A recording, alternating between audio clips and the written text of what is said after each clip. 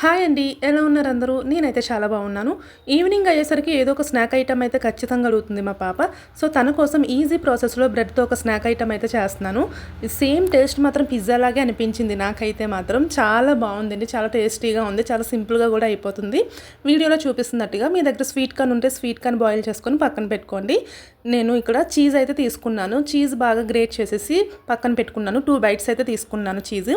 సన్నగా తరుక్కున్న క్యాప్సికమ్ ముక్కలు వేసుకున్నాను. అలాగే ఆల్రెడీ మనం కుక్ చేసి పెట్టుకున్న స్వీట్ కార్న్ ఉంది కదా, ఆ కార్న్ కూడా ఒక 2 స్పూన్స్ వరకు వేసుకున్నాను. లైట్గా సాల్ట్, ఒరిగానో ఉంటుంది కదా, పిజ్జాకి ఇస్తారు కదా ఒరిగానో, అండ్ ఒరిగానో ఒక హాఫ్ స్పూను, గరం మసాలా చిటికెడు వేసుకొని బాగా కలిసేలాగా కలుపుకొని పక్కనైతే పెట్టుకోవాలి. ఇక్కడ మనం ఒక 4 బ్లడ్ స్లైసెస్ అయితే నేను యూస్ చేశాను.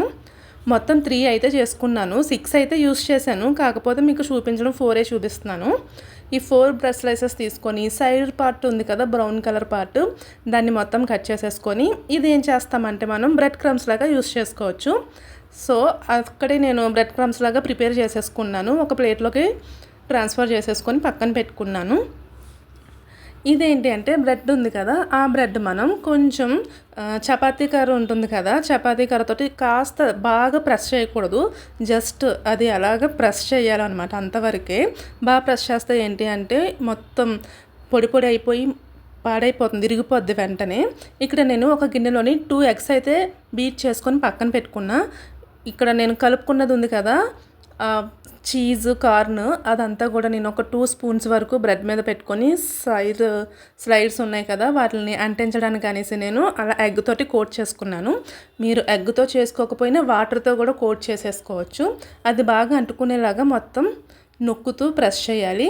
ఇక్కడ ఎగ్ ఉంది కదా, 2 ఎగ్స్ నేను బీట్ చేసుకొని పెట్టుకున్నా అన్నాను కదా, ఆ ఎగ్స్లోని దీన్ని డిప్ చేసేసి బ్రెడ్ క్రమ్స్ని కోట్ చేసేసి పక్కన పెట్టుకోవాలి. నేను మొత్తం 3 అయితే చేసేసాను.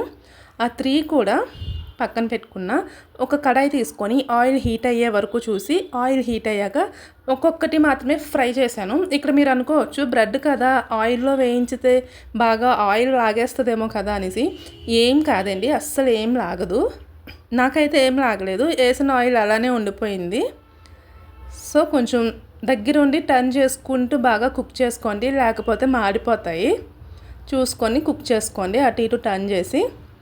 మొత్తం కుక్ చేసేసుకున్నాక ఒక ప్లేట్లోకి అయితే ట్రాన్స్ఫర్ చేసేసుకున్నాను. మొత్తం 3 కూడా అలానే ఎన్ని ఉంటాయి అన్నీ కూడా కుక్ చేసేసి పక్కన పెట్టేసుకున్నాను. అది మధ్యలోకి కట్ చేసేసి చూసాను అనమాట కుక్ అయ్యాక. ఎంత బాగుందంటే చూడడానికి కూడా చీజీగా మీకు చూపిస్తున్నాను చూడండి లాస్ట్లోని. అది కొంచెం చాలా బాగుంది. పిల్లలైతే చాలా ఇష్టంగా తింటారు. ప్లీజ్ అండి లైక్ చేయండి.